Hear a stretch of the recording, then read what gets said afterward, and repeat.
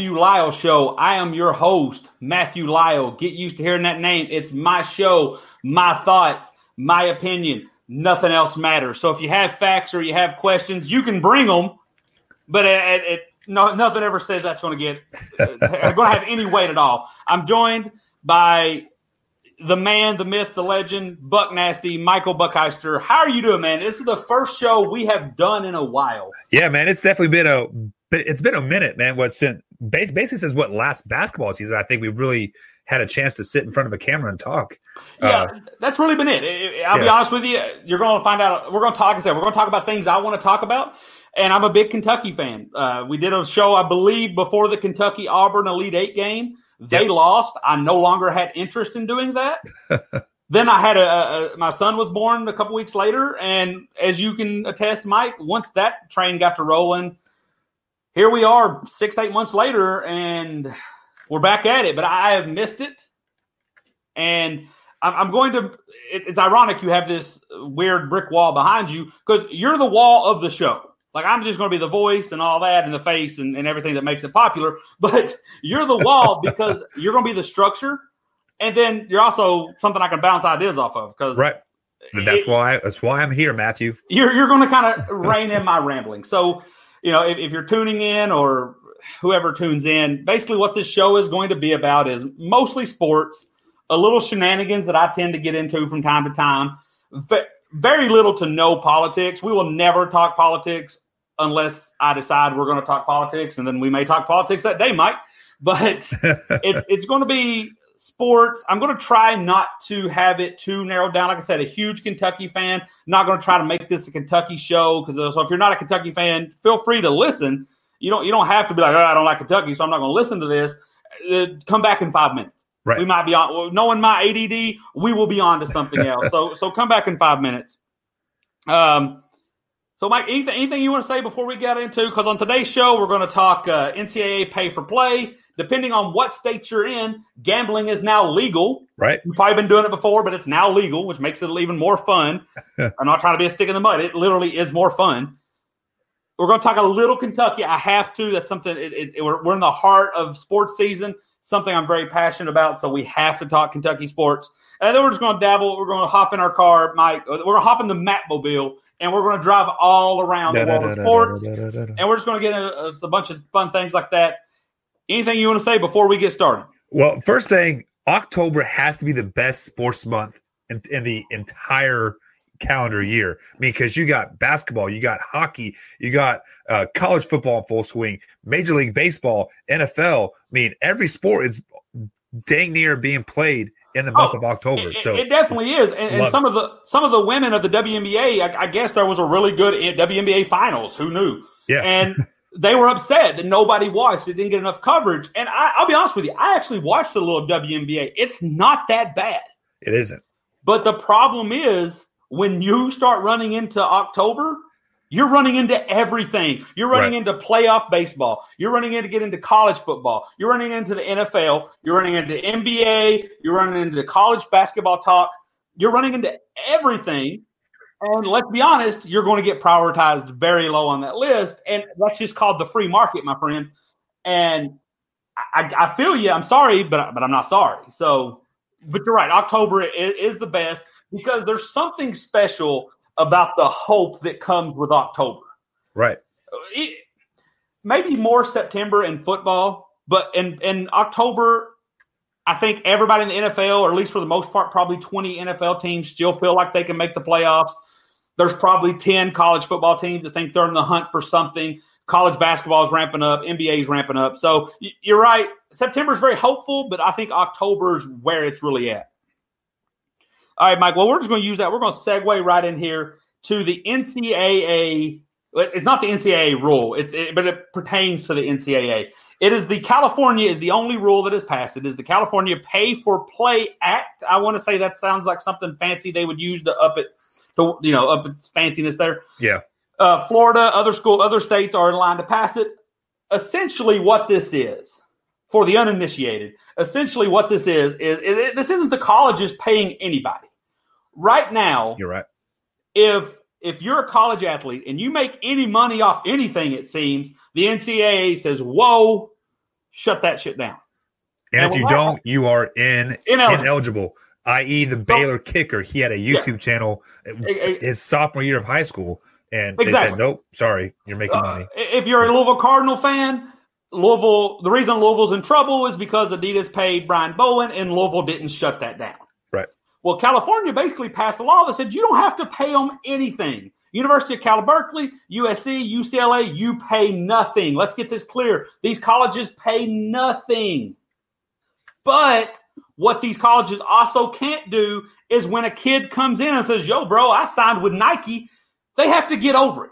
Yeah. They can't punish it. Now, the NCAA can't. And we'll get to that. I'm going to shelf that. The NCAA can punish you because the NCAA is their own entity. The state laws can't come into effect. But we're going to shelf that. So like I said, for the uninitiated, for the people who aren't really sure what this means, this just doesn't mean that dude at Baylor can't sign with Nike. This just doesn't mean that Zion Williams can't sign with Jordan. This means basically the NCAA has taken it upon themselves, Mike, to say, we're so conceited that our sport is so popular, which it is, I'm not going to deny that, that it's so popular that not only that non-sports related stuff. So if you're a basketball player and you drop out an album, or you put a comedy skit on YouTube, or you put on a fishing video on YouTube, or you play a sick guitar riff and you load it up somewhere, the NCAA is going to say, okay, you might be good at that, but you wouldn't have got that popular if it wasn't for us, which I think is way out of line. I mean, it's way out of line for the NCAA to make that assumption, to say that, okay, man, Mike, you're a great singer. This album's very popular, but we don't think you're good enough to do that on your own. That album's only popular because you play quarterback at said school. Yeah, I mean, like, I definitely see where they're coming from that. I mean, like, yes, the NCAA gives me a platform to maybe catapult my career faster than what it would. Maybe so. If I wasn't. But so, yeah, like, I kind of see their point of view on that. But that's life. If you're a hot chick, right, shit comes easier for you on Instagram and Twitter than if you're not. Like, that's just life. Like, you take the good, you take the bad, you put them together, and there you have the facts of life. That is life. Exactly. My problem then becomes, so not only does the NCAA say you can't do this, but now here comes the drone of fans that say, well, they shouldn't get paid for that.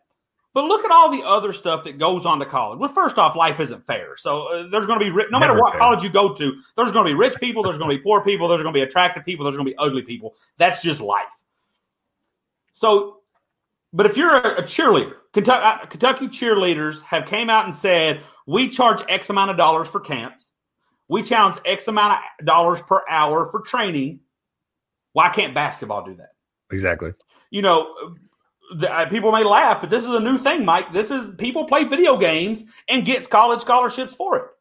They can still make a boatload of money off Twitch and Mixer and all those other video game platforms. Not a problem. It's just when you start trying to peek in the old NCAA's money, they seem to get real testy about it. And then I think there also is this absurd mindset that because everybody we know, Mike, has played sports at some level, high school, little league. Right. That, or even if they haven't, they know somebody that has. They say, well, they didn't get paid for it, so why should you? And because no other area do I hear this, Mike. I don't hear when a band goes to its record company and say, hey, I need another $5 million if you want an album. Everybody says, pay that shit. Let's get that album. Exactly. When Robert Downey Jr. came up and said, hey, Marvel, I need some more money if you want more Iron Man, what did fans say? Pay that shit. Like they weren't like, oh, look at this guy being all greedy, replace him. No, they said pay it. Exactly. But when it comes to sports, all of a sudden we're like, oh, I did it for free. That guy did it for free. This guy does it for less. You need to do it for less. Let's not pocket count anything here. But I think it's just this weird mindset. Well, if you want to go into that mindset of things, let's jump into the professional athlete side of things. So back in the 1980s, they were making only $1 million. You know, like a $20 million contract was unheard of. Now they're making that like a year. Like the average player. So if you want to say that, well, when I was in high school, like I didn't get get paid. Times have changed. Everything has gone up. So it is definitely warranted that if a college athlete needs to make a little extra side money to put food on his table, I am all for it, because I always go to the fact that we are training for our career. Like if you are a football player, you are training for your career. So why can I not make something off the side of that? If you are going to school, become a teacher, you can substitute, you can make money off of that. You student teach, you make money off of that. So why can I not teach a kid how to kick a ball for like $100? Like, let's be honest, it doesn't make any sense. When you see these college camps, when you go to here to Lexington and they got a camp, as much as I love UK, the player that hosts that camp is typically somebody your kid has never heard of. Right. How fun would those camps be if your kid got to go to a University of Kentucky camp or a Kansas State camp in your case, and then got to come back and the next March say, hey, see that guy? He taught me how to do stuff.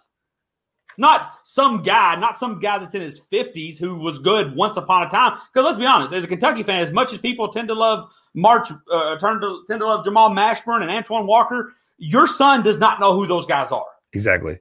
I don't know how old your son is, Mike, but when he gets older, he's going to know the guys that are there now, not the guys that were there when we were growing up. Yeah, and just to add to your point there, think about if you could have a De'Aaron Fox hosting a camp, getting a 30% cut of it, and then the 70% could go. I mean, it still goes to the NCAA. And what I'm tired of hearing, this only benefits the elite. Actually, the elite are fine. John Wall, De'Aaron Fox, Anthony Davis, Karl Towns, those guys are fine. Think of the walk-ons who normally wouldn't get to make any money, now gets to sign an autograph for $10 at the mall. 1,000 people shows up over the span of a season. Boom, a little bit of money. We just talked about the WNBA. Nobody watches it. Imagine if UConn women could make money while they was in college, they're going to make more money while at UConn than they would ever make at any other endeavor. So people's like, oh, well, your women's sports are going to miss out. Actually, women's sports mix out when they go pro. Yeah, because most of them go overseas anyways because they're making more money over there. Right. Like I support women Kentucky. I support it all, but I'm a fan of Kentucky's women's basketball team. I would buy, especially this year they broke out some really nice uniforms. I'd buy a poster. I'd buy some stuff, hang it on my wall. I'm not going to do that for a WNBA team. Right. I'm not going to do that. It's just not going to be a thing. And I think there's a lot of people that are like that. They would pay for their local team. But what they would not do is pay for a women's professional team just because there's not enough promotion. There's no reason to get into it. So I'm tired of people saying that this will affect a lot of different, have a negative impact on everybody outside the elite. Well, think about this. If you want to go that route, I can see where they're saying there because the elite players, such as, a PJ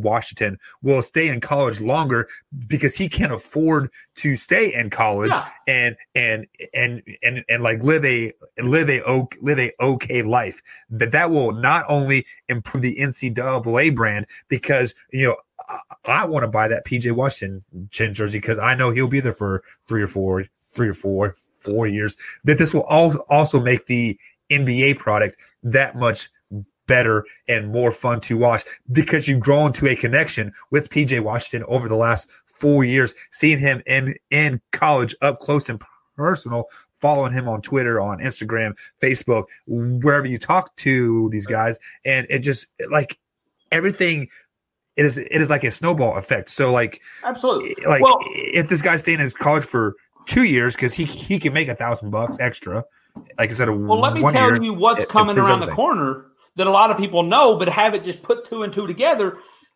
The NBA is getting really close to lifting their rule about the 1 year. Right. So that means the floodgates are open again. That everybody they've already passed that. It's just a matter of the year 2020 is when it comes. But anytime there's some time between now and then, it's just like when an athlete says, when a freshman kid says, I'm going there in 4 years. Right. Dude, you got 4 years. You're going to change your mind. Exactly. Something can come up. But what's going to end up happening is now there's something to counter that. Yes, your Anthony Davises and your Zion Williams, they can go on.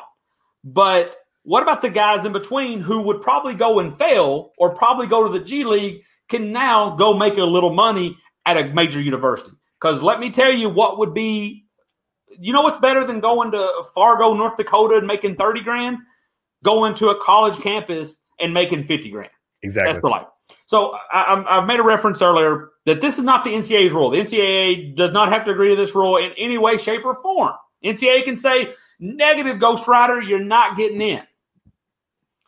But let me tell you what's going to happen. This is why I do not think they're going to make that. It's easy for them to say that today, even though I think it's going to be really hard for them to cut out USC, UCLA, California, Stanford, all these schools, not even basketball and football, every Cal Fullerton and baseball, all these sports that California just kind of runs that are less popular. What happens? Florida's next in line. Kentucky's next in line. What happens when North Carolina pops up? Kansas pops up. New York, Ohio. What happens when Alabama passes it so you no longer have the Roll Tide in the BCS championship game for the last 8 years or whatever it's been? Well, I mean, just look at the ones I give you. Like, I'll go in Alabama. So let's say in Texas, let's say Ohio State. Now you do Florida, you get no Florida school. You get no Alabama school, which is Bama and Auburn. You get no Ohio school because Ohio's closed. I feel like once Ohio passes it, Michigan's going to pass it. So now you're losing out on those. You get no Texas school, if I didn't already say that. Then you have no California, no North Carolina, no Kentucky, which means Kentucky and Louisville, North Carolina and Duke. None of that for Madness or basketball and March Madness. Nobody's going to watch this. No. Nobody's going to watch March Madness if your one seed is whatever state I didn't mention. Like, there might be some states who fight this. Like, example, if you're North Dakota and you don't have a power conference in there, you don't want this. And actually, you're kind of hoping that the NCAA kicks all these people out so your school becomes the big dog on campus, which, let me tell you, if that happens, Mike, I don't think we're far off from a power league. It's still college sports. So before we move topics here, Mr. Michael Holmes here in the chat says this is a terrible idea to pay these players. You are already paying for their room and board, food, medical, and scholarships. Well, let me stop you right there, Mr. Holmes. I mean, you pay do that for everything. band. You do that for a general scholarship student, so they can go earn money on the side, but you are not allowing an athlete to decide. Hey, isn't this USA? Isn't this America? Isn't this like the land of the free and all the free market and everything that we pound our chest and love? How would you feel if your boss set you down and say, hey, man, I see, by the cost of living, you make enough in this town. I ain't ever giving you a raise. What's wrong with making more money if someone's willing to pay it? If you go to work and you're a plumber, I'm just going to use that. There's nothing wrong with a plumber. But if you're a plumber and then I call you up and I say, hey, Mike, I know you're a plumber. My house has got some leaks. You want to come fix it? Is your boss going to be like, whoa, you're a plumber and you can only be a plumber on my watch, so you can't be a plumber and make extra plumbing money? No, that's a great point. It's America. But here's my final point on this. And this is to all the fans. Mike, you've been a part of semi-pro football. For those who don't know, semi-pro football, because this is to my point here, Mike. When people say, oh, if you start paying these kids, you're getting rid of the amateur status. This is not going to be amateur sports anymore. Let me tell you, I just went to Kentucky, Arkansas, paid a couple $100 on the whole day. Be damned if I want to see amateurs. Mike, we're both been a part of semi-pro football. Semi-pro football is what it sounds like, but it's very semi-professional. It's football that Monday through Friday, everybody works, and then maybe get together, practice a little bit. And then on Saturday, they all gather together, throw on pads, and try to play something that resembles football. That's amateurism, and that sucks. If that's what amateurism is, if that's what you want to see, I don't even like paying the $5 to get in to see that. So if that's what you want to see, that's fine. But don't tell me when I paid $500 to see Kentucky Louisville play at Rupp Arena that I'm going to see some damn amateurs. These kids best be practicing 3 or 4 hours a day and put an excellent product on. Like, and let's say this. So for everybody who says, oh, they're just amateurs, they're just kids, they don't need this kind of money, you better never get mad when they lose. You better never get mad when they miss a free throw. You better never get mad when they throw an interception, because they're just kids. They're just amateurs. They're just paying for fun. I like to see my guys play for fun out here. I hear that all the time, Mike. No, playing for fun looks very boring. Well, let's be honest. Because let me tell you what's fun about sports, Mike. The actual games. You know what's not fun about sports? Practicing, studying, staying in shape, conditioning. That's what the money's for. Ray Lewis had a great quote years ago. You pay me for Monday through Saturday. I give you Sunday for free. Right. That's a great point there. And I can't follow up with that. Yeah, Ray Lewis is the man. Right. So whoever that is, sorry, but they're wrong. You're just telling somebody, hey, you can't make more. You make enough. Life's good enough for you already. I'm already giving you books, housing, and food. What else do you want? I know it. I gave you the bare minimum. You get nothing else. How dare you even ask for more? All right.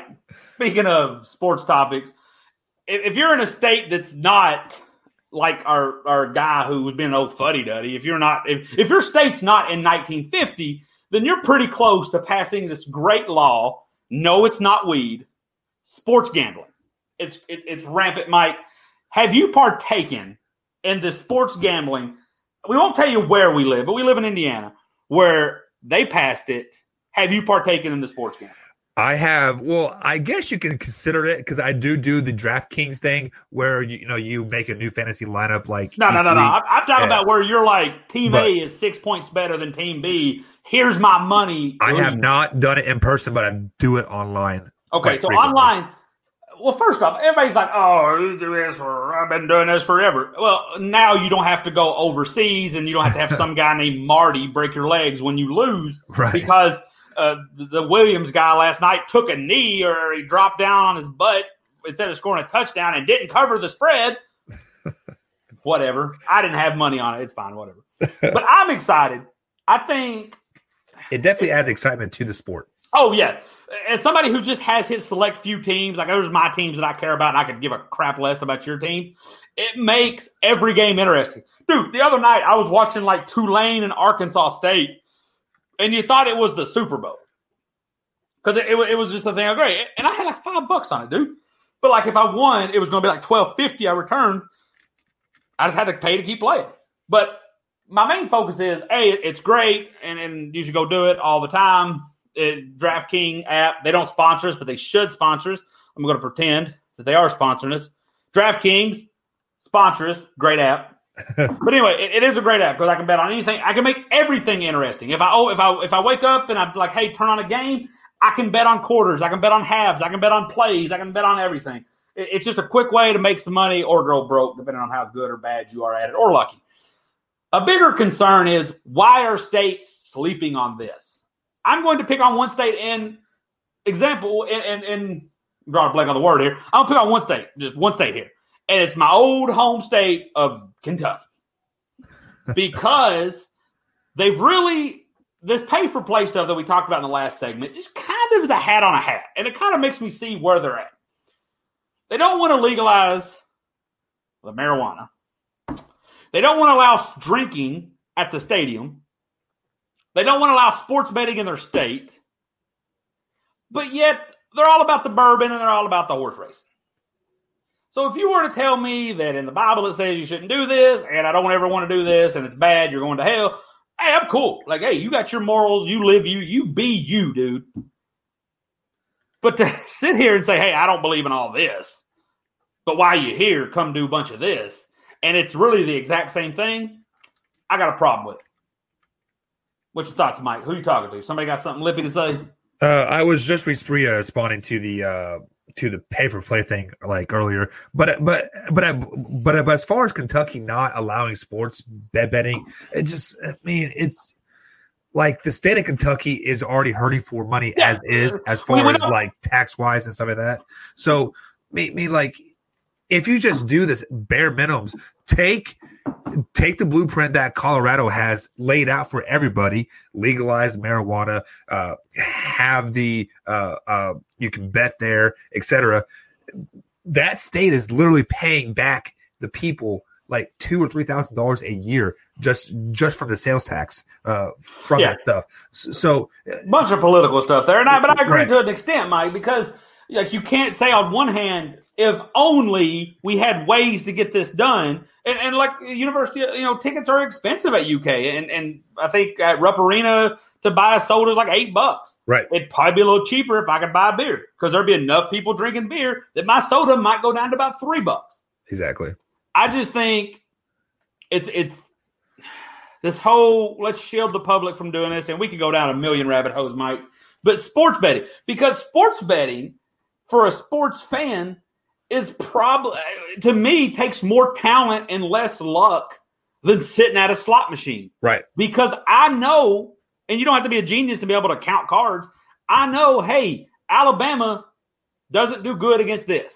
Or Kentucky, like, for example, I went to the Kentucky-Arkansas game, and there was a couple of fans in front of me who were very upset. They lost a lot of money because they covered Kentucky's spread. Well, first off, as a Kentucky fan, you don't trust Mark Stoops to cover anything. Because Mark Stoops is just trying to get out there with a win and save his job and keep this program rolling. He does not care about your 7-point spread. He does not care about your 35-point spread. He don't care about any of it. He just tried to win. And you knew once he got up by 1, he was going to turn that into low fifth and just go slow. Like, he did not care at all. And you had to see that coming. Right. So let's play the devil's advocate here. Let's say sports betting was a thing, and your coach Mark Stoops happened to lay some money on the game. Just highly illegal. I know it's a whole Pete Rose thing back from the 50s or 60s. But so let's just say this was legalized in the state of Kentucky. And the comments here, Michael Holmes and like again brought up a statement that in the mud. Said this is a very slippery slope for the general population, such as you and myself and like him, because like it is a very addicting type of like a drug, like bourbon, in the end, whiskey, like the thing that Kentucky's so proud of that I can just wander on in, like horse betting. Like you would rather bet on a bunch of horses running in a circle. That apparently, according to the last Kentucky Derby, if a horse acts like a horse, it loses instantly?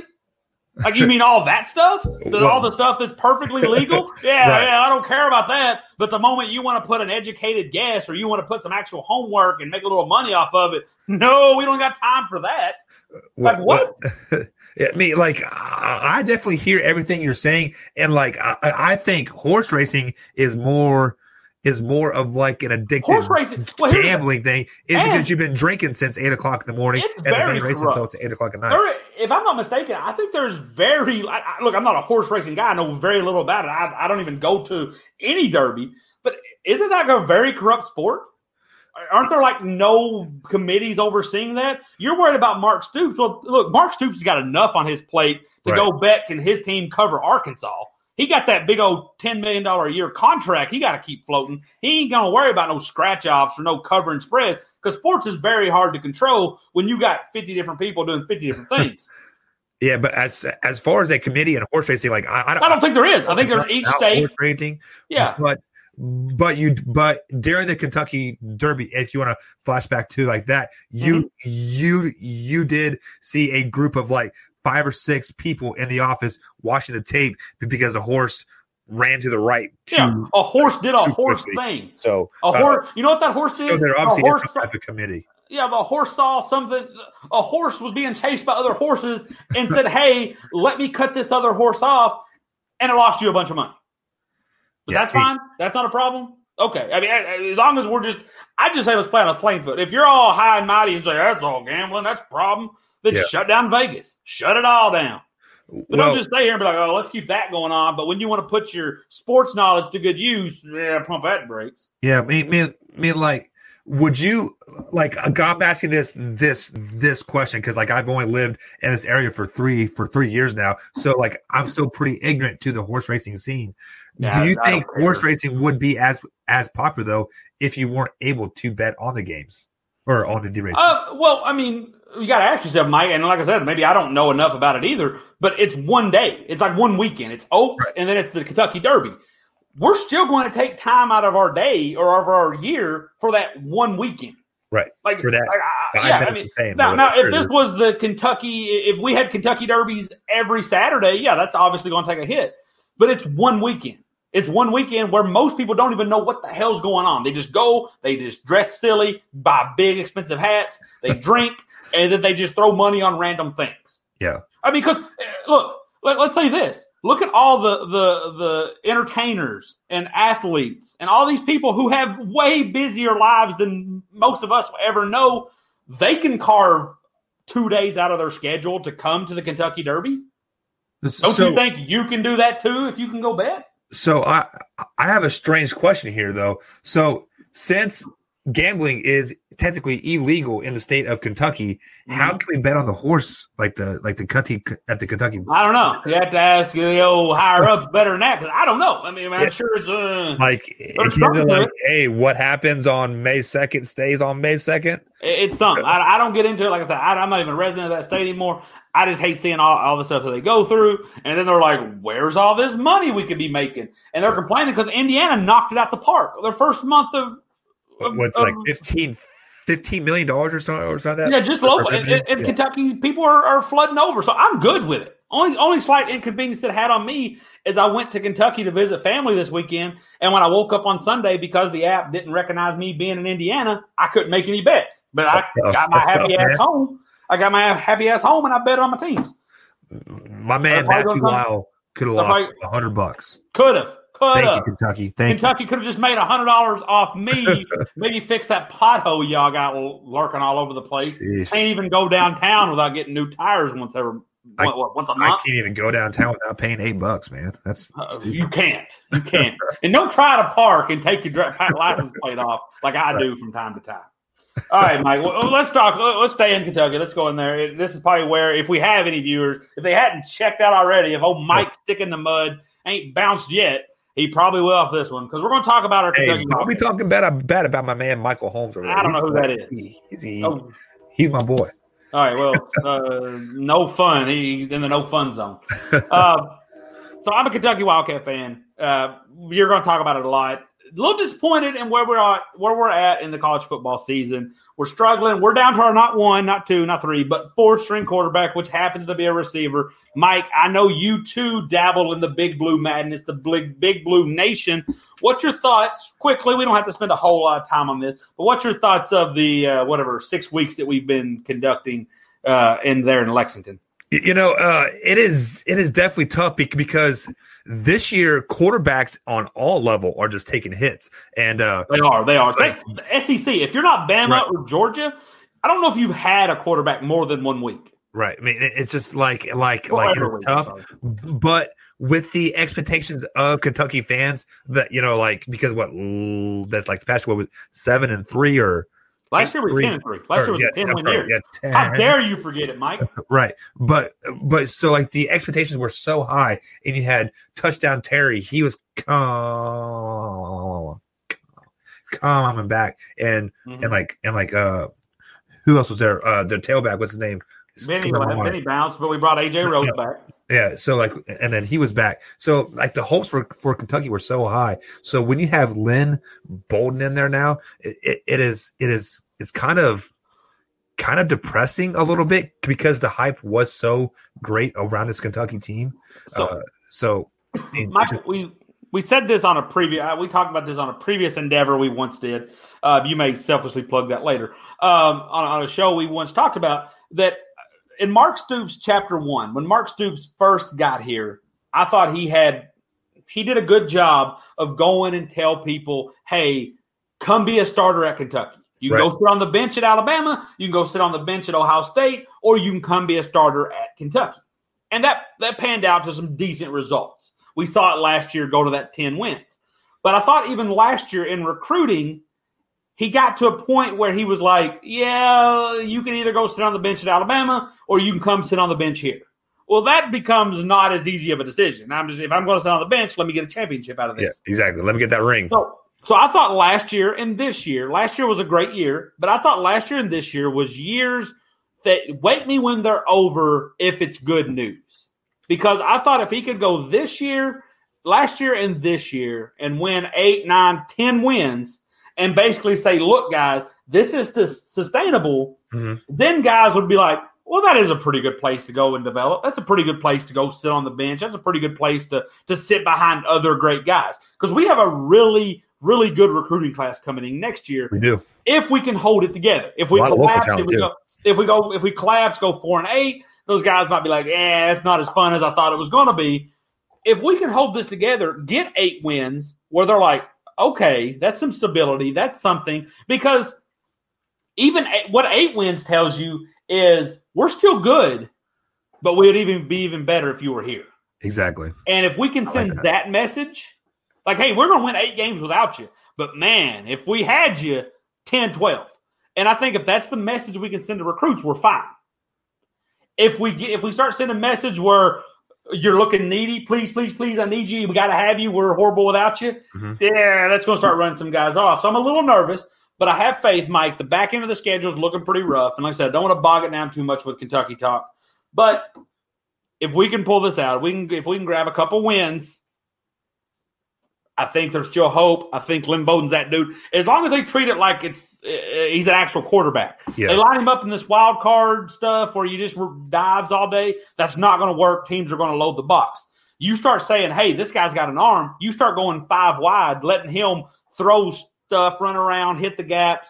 Now we're cooking. Well. My real question is does he have an arm though? Because I really haven't seen him throw it really past like 20 yards down. You know what? With his legs, you don't have to. Right. I think what you just have to have is, and I know you coaches in high school, so kind of put your coaching hat on. You got to have them linebackers not in the gap. Because let's be real, you're not gonna blitz a corner even in college. Like, this is still college football. You can't go all out blitzing your corners and safeties every time. So the receivers are going to take care of the cornerbacks and the safeties and get it in man coverage. What you got to do is keep the linebackers back further in the box and out of the gap. So basically, what you're saying is Mark Stoops and Kentucky needs to do what Louisville did with Lamar Jackson his junior year. Yeah, now Lamar do Jackson, a lot of RPOs, do a lot of rolling them out, getting them in space. I don't want to take anything away from Lamar, even though I hate University of Louisville. But Lamar had a nice cannon. But yeah, essentially, make the guys at the linebackers be on their heels, because I guarantee you they're not catching Lynn Bowden. The linebackers aren't. You don't want Lynn Bowden taking a lot of hits, so you got to have them guessing. And we got some nice running backs, so you got to keep those lanes clear. You're right. So if he can keep the RPO, he had a nice little play where he faked a toss and then he would throw it over the middle of the tight end. What that does is that linebacker says, well, crap, now I got to stand here. Yeah. Once he starts standing there or starts backpedaling to cover that flat, now Lynn Bowden hits that hole. You're not unless he runs right at you, you're not catching him. He doesn't have to be a great passer by any means, but a good passer will keep the safeties and the cornerbacks honest, so they aren't press coveraging like the whole time. Yeah. And so those RPOs are still open. So he needs to be okay. If you remember a couple years back, and now we're really getting this into a Kentucky show, but we need the Steven Johnson, where he run, and then when you're sucked up to stop the run, he would go over the top. Right. Do that, very basic, but with a little bit more excitement. Because Lynn Bowden just needs to be a decent quarterback and a better playmaker. He becomes those things, I think you're looking at 8 wins. So do you think he does that this year, though? Or is this next year type of project? No. It's this year or never. Because Lynn Bowden's already got one eye in the NFL. He's already waiting to go pro as a Randall Cobb /receiver /returner. I mean, we got Terry Wilson coming back next year. You got Sawyer Smith. He's only a junior, huh? Yeah. So you got all these guys coming back. I think you do it against Georgia. You do it against Missouri. By that point, you got a healthy Sawyer. I think you kind of weigh your options, see what you got, and then you roll from there. So let me ask you this question, since we're dating back to last year, a tad bit. Do you think if Mark Stoops had a crystal ball and saw Terry touchdown going down, do you think he would have kept Gon or Hoke or try to keep him a little bit more? Well, then you get into this weird nerdy thing that I don't want to go down this path of how do you convince him to stay? Because, like, it's not like Mark Stoops said, leave, get out. Like Gunnar Hoak was like, hey, I'm going to leave. And Mark Stoops was like, are you sure? And he's like, yeah. And he's like, okay. Like, what do you say? Like, no, I'm going to need you next year. And he's like, how do you know? Is he going to say, I saw the future and I saw my quarterback tears his tendon? No, you get this whole weird thing. But I don't think there was anything you could do, Mike. I think because people say the same thing about Gunnar Hoak and Danny Clark. These quarterbacks have made up their mind, and rightfully so. Look at all the teams that are good because the quarterbacks transferred. You got Joe Burrow down in LSU. You got Fields in Ohio State. You got the kid out in Oklahoma. You got the kid out in Washington. Everybody just transferring everywhere. It works out, so you can't discourage it too much. So I don't think there was really anything he could say. I mean, I'm not sure, like, if he could be like, hey, let's be psychic together. But that's a big if. And what message does that send to your team? Hey, our quarterback's good, but he's going to get hurt. I need somebody better to be here too. It's not a good message. All right, Mike, well, let's stay into college football. We're just going to get kind of to the chill part. We got through some of our major points. We got bogged down there by 1950 Mike. But what's your thoughts on college football going on right now? I mean, I think you got Alabama and Ohio State, who clearly look like favorites. You got Oklahoma, who's looked pretty decent. Mm-hmm. You got Clemson, who, by, I guess, Clemson standards, hasn't looked that good. Trevor Lawrence, we thought was going to be God with the quarterback arm, but that's not been there. Georgia lost. You got LSU on a tear, only team in the country with two top 10 wins. What's your kind of thoughts of everything? Who's disappointed you? Who do you think is going to win the Heisman? Give me a little bit of Mike facts. So we've dabbled in this college football playoff thing for 4 or 5 years now. Has it been 4 or 5 years? 6 years? I got enough. Yeah, I think this is the 5th year. Yeah. So like, I think this is the year. This is the year that you legitimately have probably 7 to 8 teams that legitimately have a shot of making the playoffs. Okay, let me stop you right there. So you think 8? Let's say 8.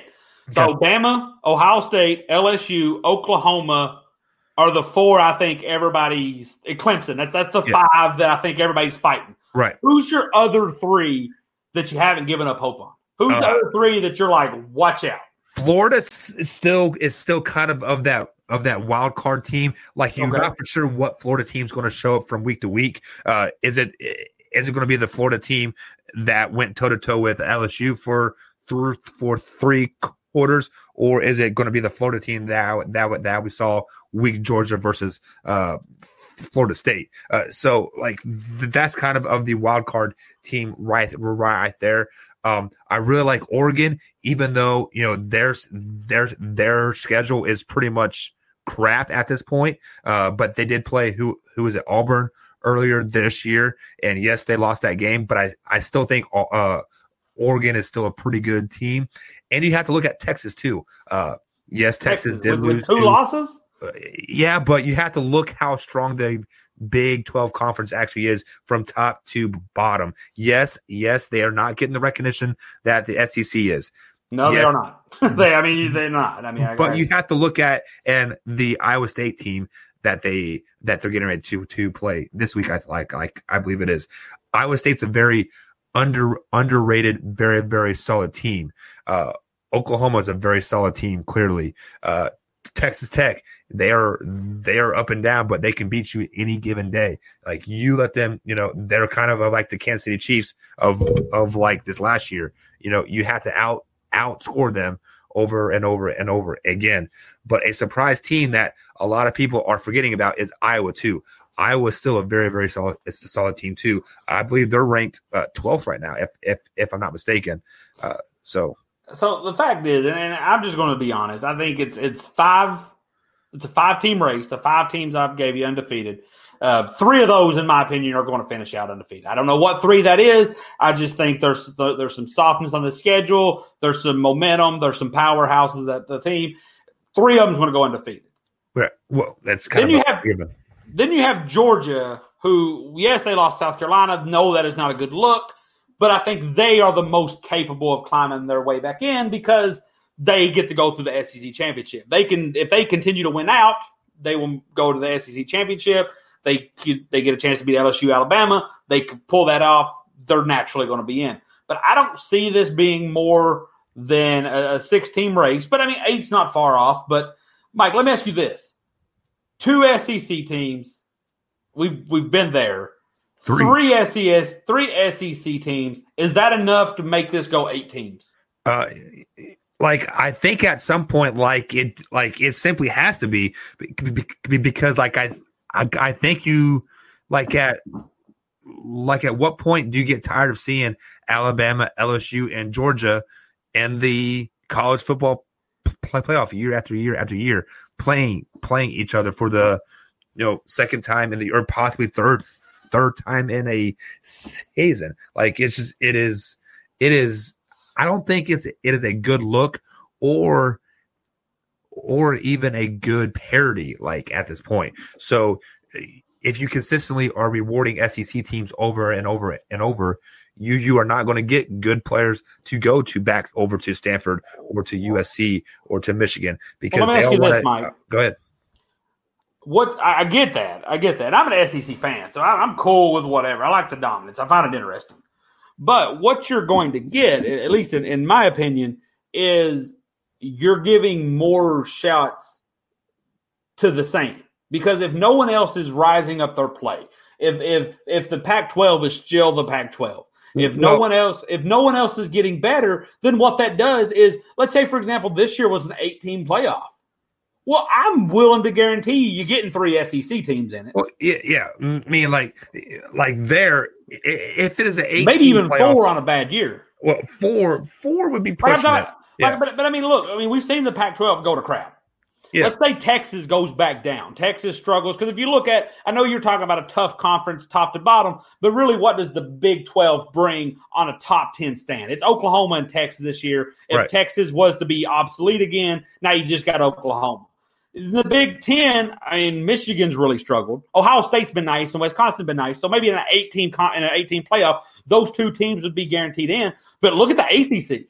It's Clemson and nobody else. Right. And I'm just thinking that, look, I think this is an interesting year. Maybe sports gambling has made it just a little bit more interesting to me. But outside of the SEC, I'm not talking college football, so I want everybody to calm down. If we're just talking top 10, 15 matchups, it's really been very SEC heavy. Now, you can blame that on the voters. You can be like, oh, they're not playing anybody. But the voters is what gets this done. And if I had to say, Mike, pick 8 teams, looking at the schedule, that you truly think, not what you think, but you think what the committee would do, I hate to say it, but there's probably 4 SEC teams in there. Yeah, one would probably be Florida or Auburn. Yeah, if you're going to do it right now, I think you'd almost have to give it to all 4 SEC teams, because they would give you the best games, the best matchups, the biggest crowds to watch the game. Right, and then you'd have that. Who would you have? You'd have probably 4 SEC teams. You'd have Ohio State, Oklahoma, Wisconsin, which we left them off completely, and I think they're just demolishing everybody. And then you'd probably have maybe Texas. I don't know, but I'm just saying, there is some plus. The more you bring in, the more people that you invite to the party, the more people that's not SEC has a chance to win it. But also, there's the other side of the coin, where the more people you invite to the party, the bigger chance you get SEC teams. And let's just say Alabama in 2 years comes out the gate, struggles, starts 3-2. Well, let's say maybe not even 2 years. Let's say the first year they go to 8. Everybody's like, we're at 8. We're not going to get an Alabama champion. Life's going to be great. Alabama comes out, starts 0-2, and then rips off 10 straight wins. They sneak in as a 6th seed. Right. Well, if you hadn't changed, they wouldn't have got in at all. But now they're in as a 6. Now they got momentum, and now they won the title again. Because that's always been the problem with Bama, is that this Final Four, this 4-team playoff, you get to sneak them in. Right. Because they're not always the number 1 or 2 seed. Sometimes they come in as that 4 seed, and they still get it done. So, I'm excited. Give me 64 teams. I don't care. Right. But I'm just saying, if you hating on the SEC, it's probably going to get worse before it gets better. I'm not necessarily hating on the SEC. I'm just maybe the word is favoritism, because there are a lot of committee members that have gone to those SEC schools, and they want their conference and their teams to do well. I get that, but at some point, if you want parity across the NCAA to make every college football week more exciting than just the primetime game, like the primetime game, like this past week when it was LSU versus Florida, a great game to watch. Like if you want me to watch the Louisville Cardinals taking on who'd they play? Wake Forest. Basketball game broke out. Right. I mean, like, you have to give me a reason because, like, you have to give me a reason to watch not the top 4 teams. Like, if you want viewership on ESPN to go up, you want viewership on the SEC network to go up, give me a reason to watch these other games. Because right now I have no other reason but to watch Alabama, then to watch Ohio State, then to watch Georgia play, because I know that those teams are the only teams that have a legitimate shot of making the top 4. So look, I can't argue too much about the favoritism part of it, because I feel like that is kind of a thing. But I also want to say, at the end of the day, who do you trust more? Aside from Clemson, who's got it done? And the SEC gets done. Like, you can say, I don't think Alabama should deserve. I'm not disputing that at all. Alabama gets to the finals and they do work. They do get there. And even Georgia, they said, oh, we probably shouldn't let that team in. It gets it done. So the SEC teams that they've invited have got it done. Now, am I saying if you sent Vanderbilt down there, will they get it done? No. But SEC showed up well. You know who hasn't? Notre Dame. Notre Dame got there, got blasted. Michigan State gets there, gets blasted. Just the 1 year that the big controversy is that they let Alabama in was a year that they didn't even make it to the SEC championship. Like LSU, and I think they dominated, beat them, and then Georgia beat LSU in the championship or then, something to that effect, and let Georgia and Auburn in. Yeah. So let's do want to pick it up. I wanted some thoughts. What's going on with your Chiefs, Mike? Injuries, man. Like, are you worried about Tom Brady? Worried about Tom Brady? Are you worried about it? I'm not talking regular season Tom Brady. I'm talking the inevitable playoff Tom Brady. I'm not worried about Tom Brady because I think after the bye week, my defense will kind of right the ship like a tad bit here. We're still adding some pieces, getting Chris Jones signed and some offensive linemen signed, and just the guys back healthy. So give us a bye week. If we lose Thursday night, it's time to push the panic button a tad bit. Hey, what's wrong with the offense? You're not going to bench Mahomes. That's a fact. I mean, he's the future of that. But he's injured right now. He has that high ankle sprain. At what point do you say, hey, I don't trust Andy Reid? At what point is that? At the point that it's 33 seconds left and a half and we throw a pick six. But at what point do you say, you know what, Andy? Well, I mean, look what the Chiefs did. And I know it's kind of Andy Reid's doing, but Andy Reid, the Chiefs kind of said, hey, we got a decent quarterback. Alex Smith's not bad. Alex Smith can get the job done a little bit. Patrick Mahomes can get us over that. What point do you think the decision gets made about Andy Reid? Hey, Andy Reid, you make us interesting. You make us good. You make us entertaining. You get us to the playoffs. You get us home field advantage. But we need somebody that's going to get it done. If you look at history, Andy Reid is a great regular season coach. He has just never won the big game. Well, he took the Philadelphia Eagles to three or four straight NFC championship games. Yep. Could never really get over that hump. They got one loss to the Patriots. One year. So, being like this year, I hear rumblings in Kansas City saying that this year is Super Bowl or bust, or like Andy Reid's gone. But when is the last time the Kansas City Chiefs have done anything? We've had a couple 13-3 seasons back in 2001, 2002. Right. We get knocked out of the first round by the Indianapolis Colts. Like a couple years later, like we go 14-2, we get knocked out by the Tennessee Titans. Did Mariota throw a pass to himself on that one? Yeah, it was retarded. but it, like, I think Kansas City fans just need to pump the brakes a little bit. Enjoy winning for like a little while. Yeah, we may not make it to the Super Bowl. Yeah, D4 might line up 5 yards offsides and cost us a AFC Championship game. Fair enough. But let's just enjoy winning for a little while. Be happy with 10 and 11 seasons. Do it, I guess, the Patriot way. Maybe Andy Reid will learn how to win those big games, and maybe 2 years still not happy, get to the Super Bowl or even an AFC Championship game again, then maybe it's time to look somewhere else. But then the question arises. I think if you have a young quarterback, if you're a young, good team, now if you have a 40-year-old quarterback, if you're the Saints, or you have an aging quarterback, you probably don't have the same luxury. But if you got a Patrick Mahomes, I'm with you. Chill it out. See what happens with Tom Brady. Does he retire after this year? Does he retire after next year? See what the Patriots become once Tom's gone. Does Bill step down? Once that whole obstacle's out of your way, it kind of opens it up for everybody mentally. I'm not even sitting here. I'm a Patriots fan, but I'm not even sitting here saying, "Oh my God, they're the greatest thing ever." Bill just has a mental hold on that whole conference. I mean, he's been to 9 straight, maybe even 10 straight AFC Championship games. It's just a mental thing. He's got that division on lock. He's got the conference on lock. See what you can develop. See if you can get the contracts right. Because, I don't care how great you are. You're going to give some bad contracts. You're going to sign some duds. You're going to draft some bad guys. Get that ironed out. Get you a good team. And in 3 years, go for the run. So I'm with you, Mike. I don't think Andy Reid's the guy that gets you that ring. But I don't think if you pull the plug too soon on him, it could be bad.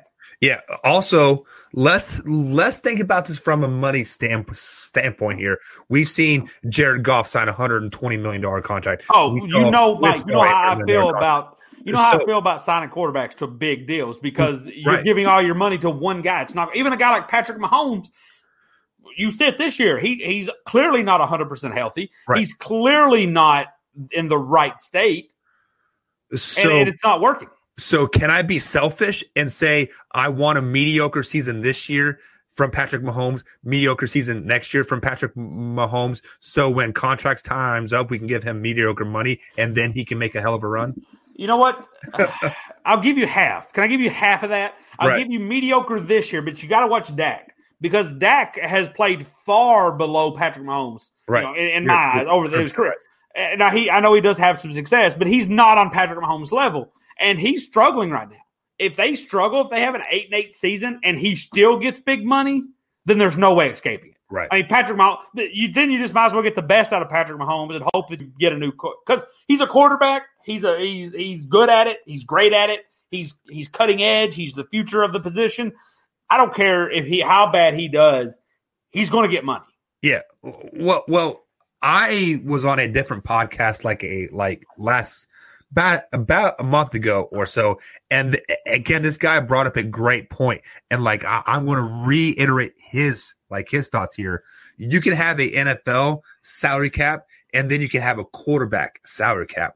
That is how these contracts can continue to grow the way they are. If you have, say $130 million to sign your 3 quarterbacks, and then you have the $130 million to sign the rest of your team. I'm gonna go out on a limb and say this dude's not a Patriots fan. No, because rightfully so, because the Cowboys have to pay 5 different people, and they don't know how it's going to happen. The Patriots have gotten it done. Now, granted, not everybody's Tom Brady, but Tom Brady gets a lot of flack for a lot of different things. He gets a lot of flack for not being good enough, and he gets a lot of flack for being too good, and then everything in between. But the Patriots have found a way, and it's really getting to the point where it is kind of unfair because they figured it out so well that it's really just kills it for everybody else. So how they figured it out is they can pay Tom Brady $13 million a year, and he's happy about it. Yeah, and then that's how you figured it out. And I've always said this: Tom Brady's greatest asset, the thing that Tom Brady truly is the GOAT at, is self-awareness. Tom Brady says, what? Finding a great woman. Fair enough too. But Tom Brady has great awareness. Yes. Tom Brady says he's very confident in himself. He says, hey, and I'm not talking about on the football field whoa, I see that guy running open. Tom Brady knows I don't have Aaron Rodgers type arm, so I probably shouldn't hold the ball for more than just a couple of seconds. Exactly. Tom Brady says, you know what? I can't throw 80 yards, so give me guys who can catch it at 5 and make something happen. That's why they always go after a type. They don't go – there was a lot of rumors about him getting A.J. Green. He doesn't need A.J. Green right now. He needs another guy he needs a tight end or somebody that can catch something short and make it happen. Because And they even know it. They say, okay, Tom, we can't afford much this year. We got a lot going on this defense. They got one of the best defenses in the country, probably the best defense. And he says, hey, Tom, we can't really afford to pay that line. So what does Tom say? Fine, I'll get rid of the ball even quicker. Draft me a couple guys, draft me another receiver, N'Keal Harry, who even got to play. I'll catch it. That's the thing that separates him from Aaron Rodgers. I think Aaron Rodgers is a better passer. Aaron Rodgers is a better quarterback. Aaron Rodgers just isn't self-aware. Aaron Rodgers says, no, bro, I'm going to throw this ball 90 yards. You know what happens when you throw the ball 90 yards? You stick in the pocket a lot. You hold on to the ball a lot. You hold on to the ball. That is actually the one time that they can hit you is when you're still holding the ball. Exactly. You get hurt. You're not as effective. Like, that's just like. So let me tell you the greatest thing that ever happened to Tom Brady and the New England Patriots is when he tore his ACL versus the Kansas City Chiefs on that horse collar tackle back in 2008, I think it was. 2008. That's 7. But I think it was a guy rolled into his knee. That's why you can't hit low. Right. Like, that was probably the greatest thing that ever happened to Tom Brady because he learned that, hey, I'm fragile. Yeah. Well, I need to get rid of the ball quicker, and I'm going to prolong my career for another 11 years. You know, I had never thought of it that way, but it makes a lot of sense because he was flying pretty close to the sun. I mean, he had Randy Moss. He had Dante Stallworth. He came off that great 2007 season where he could just stand back in the pocket, keep going, throw it over the mountain, and Randy Moss caught it. It kind of knocked him down a peg. It said, hey, man, you might have these great receivers, but you still have to protect yourself. Exactly. So I'd never thought of it that way. So we are closing in. Mike, I gave you a little bit of assignment. Don't know if you did it. If not, that's cool. Do you have any buck stops here? For those who knew, I do. That's basically things that frustrates Mike, that Mike wants to talk about. We could say it's things that frustrate him, but it's just really Mike time. It's time Mike brings up statements. I react to them. I have no clue what he's going to say. If it's stupid, I apologize in advance. But I know Mike, so it probably is. What do you got, Mike? Get out of here with that car. I wish I had music. Mike, work up the buck stops here this week or tonight's episode is the pass interference calls in the NFL. We need some type of like pitcher saying this is a pass interference, this is not a pass interference, because the pass interference call changes from week to week, game to game, play to play, even like when the coaches challenge it. I mean, they're basically throwing away a timeout because the referees basically don't want to call themselves wrong. I believe a stat was it has been less than 6% of the pass interference calls have been overturned one way or the other so far this season. So stop with the pass interference calls, or at least make it some type of uniform. What is a pass interference like? Well, it's funny you mention that, Mike, because you know why that's not going to happen? Because right now, look, the refs know they made a mistake, and I could complain all day about the way I think people, the way I think people, whatever. I don't think it was the way I think people attack refs. I think it's ridiculous. On a side rant, refs are the only people on the field or on the court in a sporting event that we expect to be perfect. Because I guarantee you can't show me a time where a quarterback threw over 80%, where a team didn't turn the ball over, yada yada yada, right, and the ref still quote unquote screwed you out of a win. Like, odds are, if a ref screwed you out of a win, you played bad football that got you in that position. You should not rely on one play to make or break the game. But I digress. What has happened is the refs made a mistake, and the country overreacted. The NFL heard the country and changed the rule. If you saw, did you see the Cowboys-Packers game a couple weeks ago? Of course. And when the Cowboys, Jason Garrett was saying, hey, that's pass. He was yelling something about pass interference. And you could see the ref mouth, if you don't like it, throw the flag. Right. But the way he said it wasn't informational. It was condescending. Because to me, the refs see this as you not trusting. It'd be like if you went into work tomorrow, Mike, and your boss said, hey, Mike, you're doing fine, but we're going to set this guy next to you just to make sure you don't mess up. Like, right, that's kind of like a slap in the face. Like, you don't trust me to do my own job, so you've hired me a babysitter. Exactly. That's what these challenges essentially are. They're essentially babysitters that, hey, you're doing great, but we think you screwed this up. Here, fix it. And unless it's blatant, like the playoffs, and maybe even to a point where it is blatant, the refs are basically saying, unless it is completely obvious, we aren't changing a thing. And I think they've made a solidified voice, Mike. I think they've gotten each other. Maybe it's unspoken. Maybe it's just a look and a nod that says when these coaches challenge these pass interference, if it isn't assault or if it isn't some kind of second or third degree attack, we ain't changing it. Yeah. Because I'm going to show these guys, not only did we have it right, we're going to penalize you for saying we don't. I mean, like, I see what you're saying, but like, if you slow down the video and the guy's tugging on the jersey and you can't tug on the jersey, it's proven a point. It's proven a point, Mike. Right. And like I said, it's proven a point without fingerprints. The fingerprints, the proverbial fingerprints that I'm talking about here, comes in a scene where it's obvious. Right. But if to your point, you said one key thing there, when you slow it down. So when you said that, you're giving what the good old lawyers like to call reasonable doubt. So now these refs can say, well, at the speed we watched it, looked fine. At the speed we was watching it on the replay, looked fine. You know, are you telling me they don't slow down replays to get a good angle? Well, I've heard that, and I don't know how true is that. I've never reffed anything, let alone an NFL game. But you know how they bring on like Mike Pereira and they bring people to talk. I've heard that they don't get the same speed and they don't get all the same angles that say NBC or Fox gets. Gotcha. And since we, the public, don't know, we can't dispute what angle they saw or what speed they saw. Look, I'm with you, Mike. I think that that they're very rocky on this, but I think it comes with a purpose. Okay. I think they know they're just saying as long as it doesn't look like that, as long as it's not looking like the playoffs looked, we're not changing it. Okay. And I think it's also because this is a new rule, Mike. I think for the first year, they want to go into next season and be like, really? You want to challenge that? You saw what happened last year. And I think it's that kind of thing. I could be wrong. I mean, obviously, I'm not a ref, but I think it's just I've seen there's a lot of plays in the NFL that typically get overturned. And you can tell, Mike, you watch enough football, you can see I don't think the ref's going to overturn it because if I don't know 1,000%, he's not going to change it. But these pass interferences, they're pretty obvious, one way or the other. And the ref's like, well, keep it as it is. That's no coincidence to me. Okay. That basically just says you're making us review something that we shouldn't be reviewing to begin with. Suck on this. So that's what I think, Mike. I like that statement.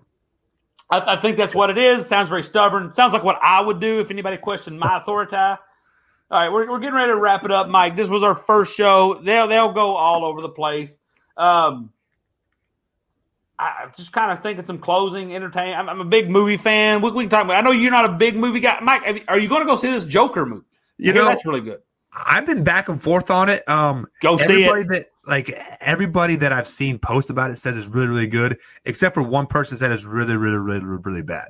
So now I kind of have to go see it to see if it's good or bad. But I definitely heard it's like the best anti-bullying movie ever. But I don't know. That's not really the sentiment I got. But Mike, maybe we'll go see it. Maybe you can go see it. I'll go see it, and we can come talk about it. But that's it. Anything you'd like to have on this closing show it was probably a little rockier than normal, but I mean it's the first episode.